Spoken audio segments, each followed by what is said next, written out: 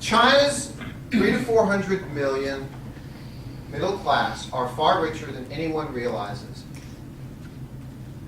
including a massive off-the-books cash economy. It's very much, from history, a normal structure of the society. Meet Professor Wang Xiaoli and Credit Suisse. According to their 2010 survey and report, which they just updated recently, by the way, they just issued a new one about a week ago, which I haven't gotten a chance to see yet. Incomes are 2 to 3 times officially reported. Disposable income is 90% higher than official data. I will note that in his conclusions and the work that he did, he's spent a lot of time talking about how much money is in the hands of the wealthy, though. And he doesn't go that deeply into how much is in the hands of the lower and middle class. Nevertheless, he's still saying the rather obvious piece of information that we want to know. Incomes are 2 to 3 times higher than reported. The funny thing about it is, every time I share this information with a Chinese person, they all just look at me and go, I don't want to buy your book. Yeah, it's just, to them, it's just, yeah, right, we already know this. Consistently. So official statistics are far less meaningful. The $3,500 a year average annual income, the housing affordability ratio of 40 to 1, the Gini coefficient of 0.474, they simply don't tell the real story. This is fairly fresh in my presentation. It's not even in the book. That's how fresh it is. And I think it's amazing, and I'm going to add it. The book will be published in North America by Sino Media International, a traditional publisher. I'm very excited about that, in about 6 months. So I've got time to still do some additional editing. From 2010 to 2011 to 2012. Well, first of all, total household deposits. Key word here is household, not commercial. Total household deposits, 40.6 trillion RMB. That's as of 2012. Okay. Again, see, that's not what I noticed. What I noticed was up 16.7% from the previous year. Now, first of all, I translate divide by 6, so 40 trillion is 7 trillion, about 7 trillion US dollars. What's 16% of 7 trillion US dollars? $1 trillion. So, and it happened from 2010 to 2011. Household deposits increased in China by $1 trillion. From 2011 to 2012, they increased by another $1 trillion. We're now into 2013. I can't say I know, but I'm assuming from 2012 down to 2013, they're going to increase by another $1 trillion. So in 3 years, household deposits in China have gone up $3 trillion. Total US household deposits is $3 trillion. You see? So we've got quite an incredible and staggering situation. Non-financial enterprises and business deposits, an additional 32.7 trillion, up 7.9% for your reference. Even the poor farmers have $500 billion that nobody knows about. Is it true? Well, there's 800 million farmers across China, about. Now, I'm thinking the 80-20 rule. I'm thinking Chinese people and other people from other countries are entrepreneurial, like to make a little extra money on the side, and that the 80-20 rule applies. So in other words, I believe that 20% of farmers, besides the farming money that they get, which is very little, they have plenty of food, but they have very little income, about $10,000 a year. They're out there on the side, wheeling and dealing, selling and buying bricks and making wood cabinets and doing stuff to make money on the side. The guy that was a woodworker who made me some beautiful cabinets for my condo in Sanya 4 years ago, charged me 2,000 or 3,000 RMB, made me these beautiful, custom-made solid wood cabinets. That wasn't his main business. I think he was a farmer, but making money on the side. So if the 80-20 rule applies, then if there's 100 million out of the 800 million farmers out there making an extra 30,000 RMB a year on the side, which again is cash on the side, that's $500 billion. That's $500 billion that nobody's talking about. But is there real world evidence, Mario, you would ask? Have you gone out to the farm country? My wife and I lived in Hainan Island for 3 years. We moved there for the first year of our marriage to sabbatical, take a break from Shanghai. I wanted to get to know my wife in the first year of our marriage, and that's why, and that was my thinking for why I wanted to move there with her. So we lived on the beach in Sanya. It got boring very quickly, by the way. She ended up working in a very nice position for Mandarin Oriental hotel that opened up down there. So we ended up staying for 3 years. I bought a motorcycle, not a scooter, a motorcycle. One of those big looking Harley Davidson jobs with a small engine. I'm amazed we're not dead, by the way. Because we used to go out every weekend. We used to drive up to Wujishan. Hainan is a beautiful tropical rainforest island, like any other tropical rainforest island. Beautiful. So we used to go out into the country.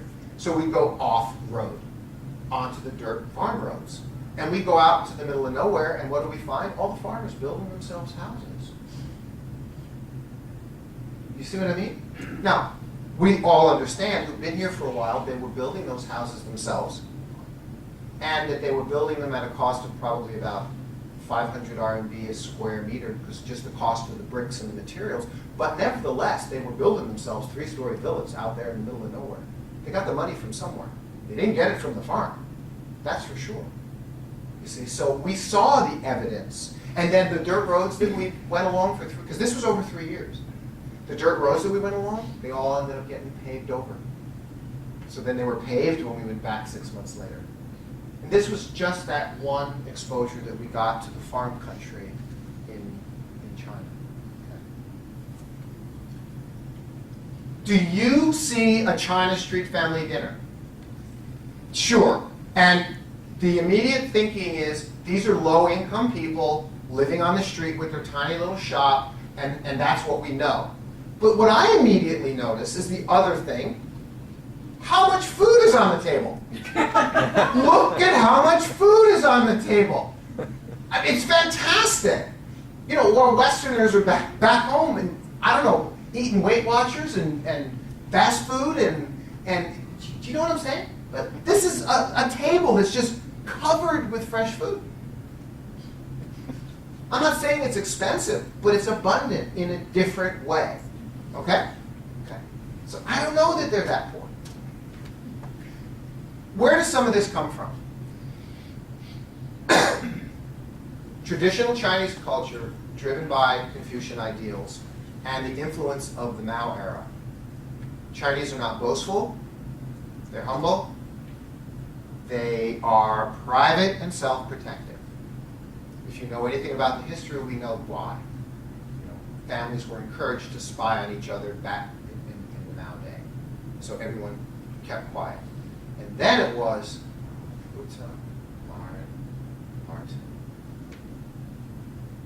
four of us, we stick together, we take care of each other. Anybody else? You don't know, they're a stranger. You don't trust them. So that was our watch, that was watching. To protect, to be private. The only people who knew what was going on in my life was Mara. See what I mean? That's where Chinese guanxi came from. Self-protective. In addition to being not boastful about what you have, driven by Confucian ideas. So again, from a behavioral and principle point of view, values in a society to understand. Now I know we know the latest generation is out there spending. It's a different world. We know that. The story of the shoddy-looking gentleman with the tattered nylon bag is one of the 7 stories from the book, the chapter called The 7 Stories. And there's 6 other stories. And then there's a number of speaking of examples.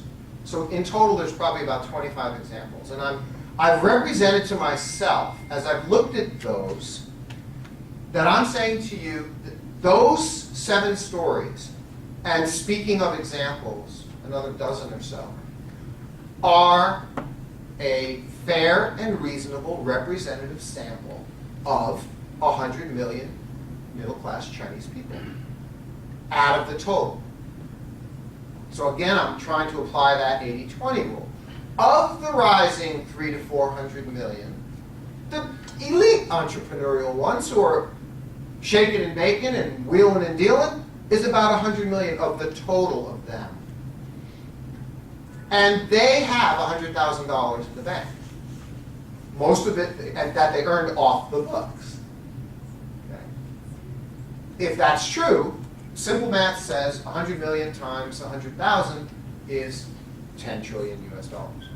Now the thing is that many of you in this room, and I'm looking at a couple of people right now who say, oh, Mario, actually, I know people like the ones you're describing who have a heck of a lot more than $100,000. They got 3, 4, 5 million RMB in the bank. And you look at them and you have no imagination that this could possibly be the case. So it's a dialogue. I can't say that 100,000 number is an average. I don't know how to pick a better number. It could be lower. And we could be sitting here and saying, well, you don't know, it's actually probably more about 5 or 6 trillion in this off-the-books economy. Or it could be higher, maybe it's 12 or 15. We can't ever really know. So you see, I did use that sense of deductive reasoning on evidence to try to come up with and to try and more clearly quantify this for everyone. We are in uncharted territory globally, which is why I say we go to the beach. Everybody knows what you do. What do you do at the beach? You make a sand pile, right? Everybody knows what happens when you make a sand pile at the beach. You pile up the sand, and as you're piling up the sand, what happens?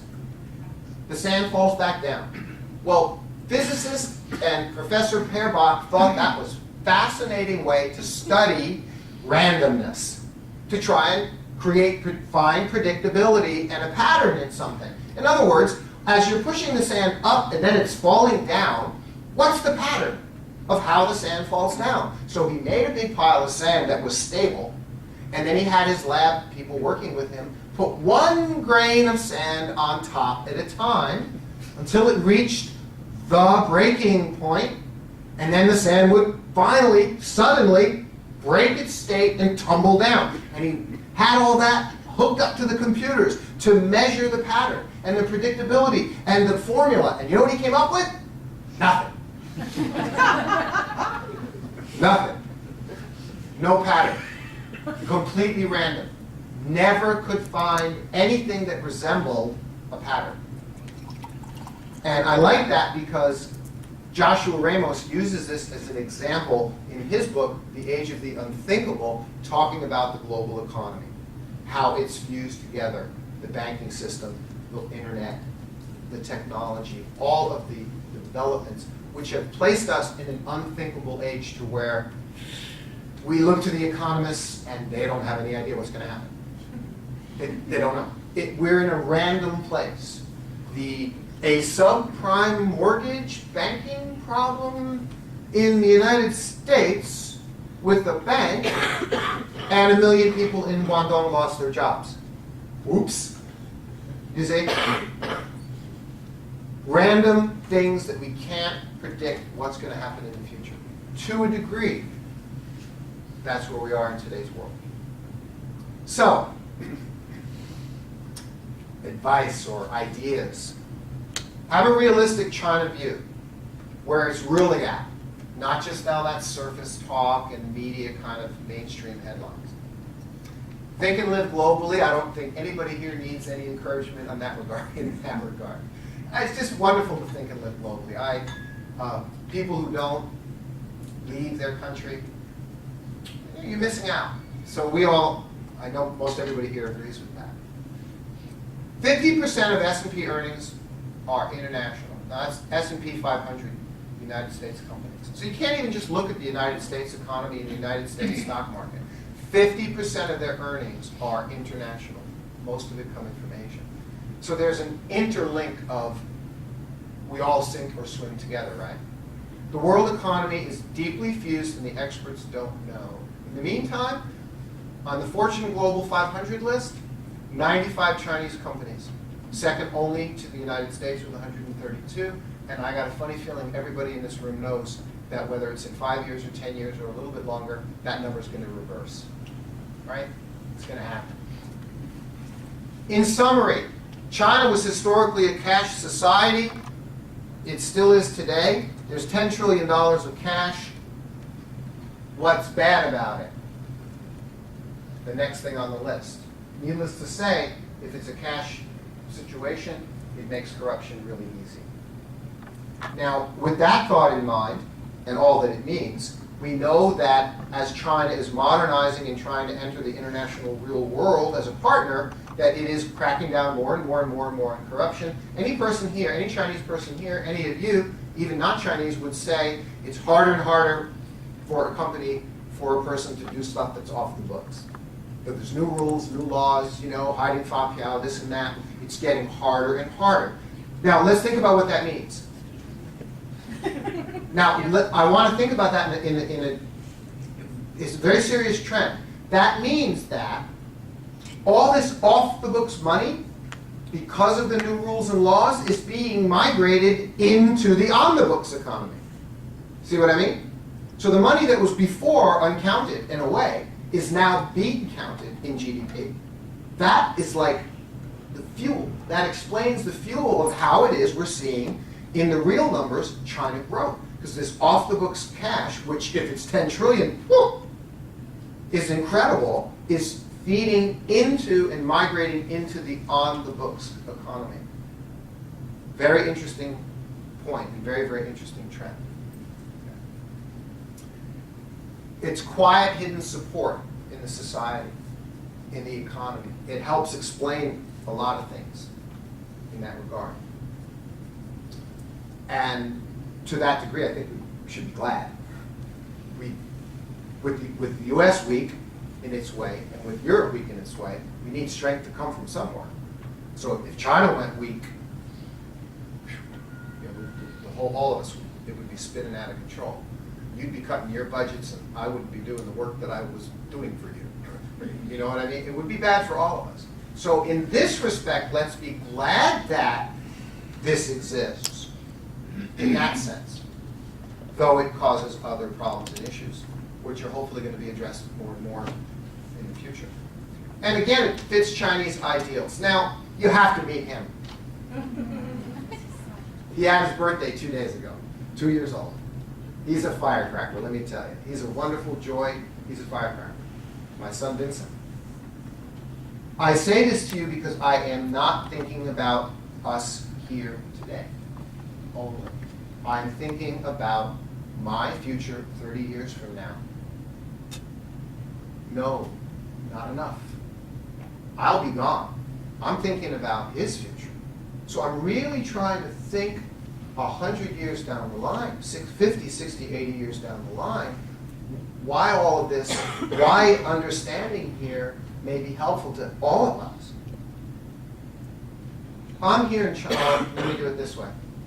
I'm here in China, and I came from the United States. But my ancestors, they came from Italy.